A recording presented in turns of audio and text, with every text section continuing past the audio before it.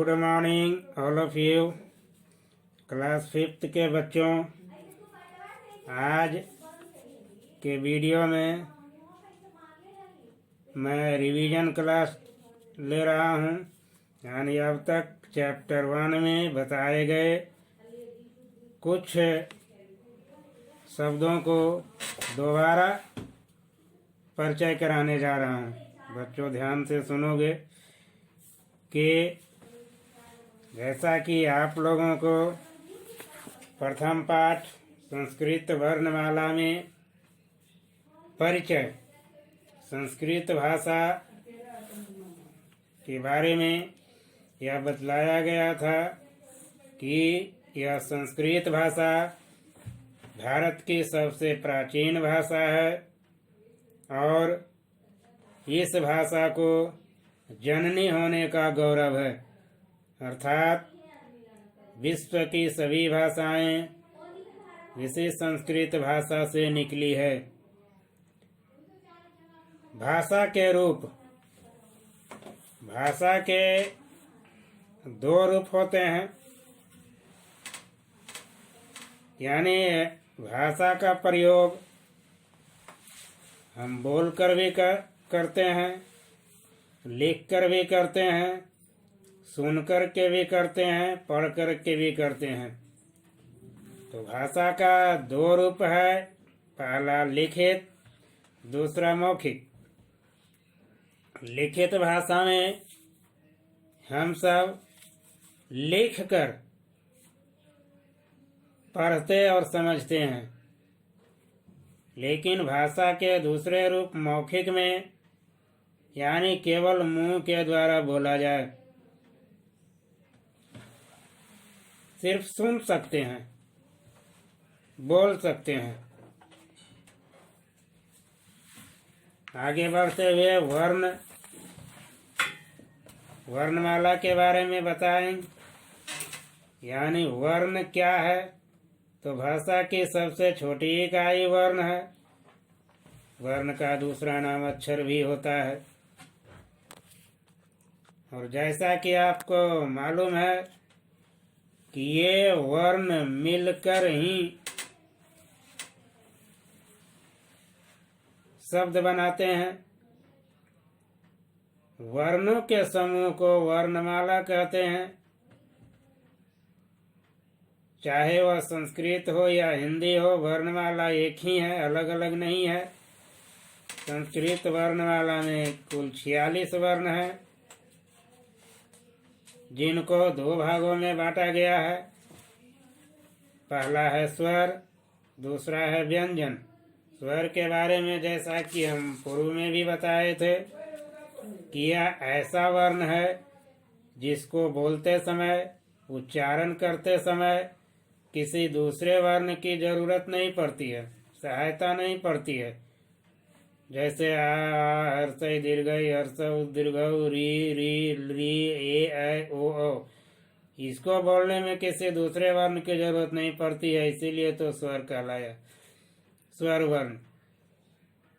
व्यंजन वर्ण, व्यंजन वर्ण में दूसरे वर्ण की सहायता लेनी पड़ती है, स्वर वर्ण की सहायता लेनी पड़ती है। बिना स्वर वर्ण की सहायता लिए व्यंजन को बोल ही नहीं सकते हैं।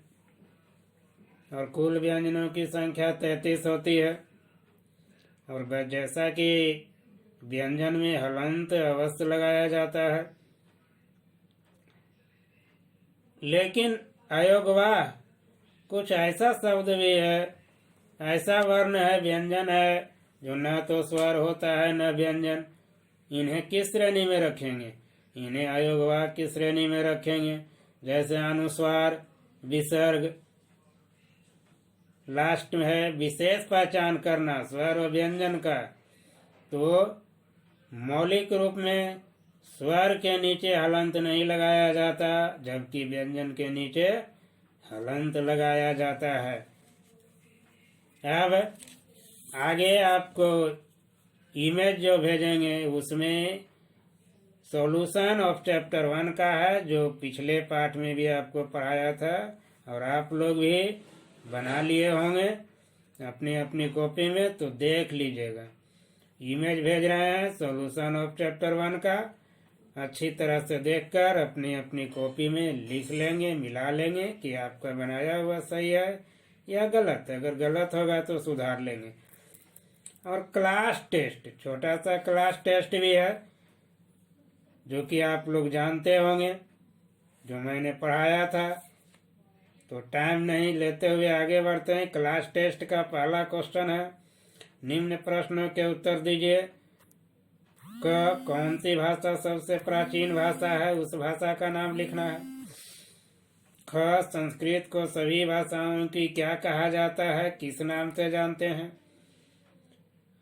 ग, संस्कृत वर्णमाला में कुल कितने वर्ण है, केवल वर्ण का नाम लिखना है। कितना संख्या लिखनी है। ख, संस्कृत वर्णमाला को कितने भागों में विभाजित किया गया है।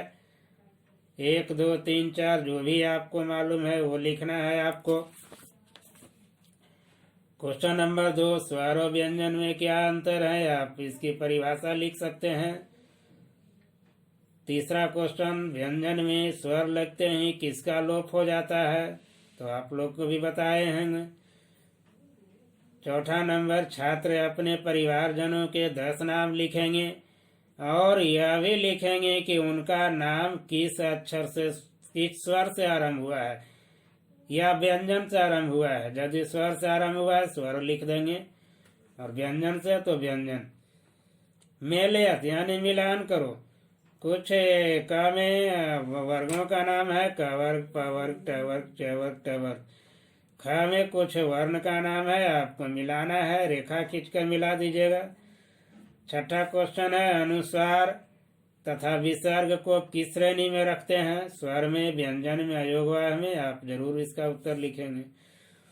सातवां क्वेश्चन, भाषा के कितने रूप होते हैं, आप अवश्य लिखें। भाषा की सबसे छोटी इकाई को क्या कहते हैं। नौवां क्वेश्चन, भाषा के कितने रूप होते हैं, उनके नाम भी लिखिए। 10वां क्वेश्चन लास्ट है, विद्यार्थियों को बोलते समय, किसी वर्ण को बोलते समय दूसरे वर्ण की सहायता नहीं लेनी पड़ती है, उसे क्या कहते हैं। तो सभी विद्यार्थीगण क्लास टेस्ट में दिए गए प्रश्नों के उत्तर सही ढंग से पढ़कर शुद्ध अक्षर बनाकर लिखेंगे। फेयर कॉपी भी सही सलामत शुद्ध अक्षर बनाकर करेंगे। Over, chapter completed. Have a nice day.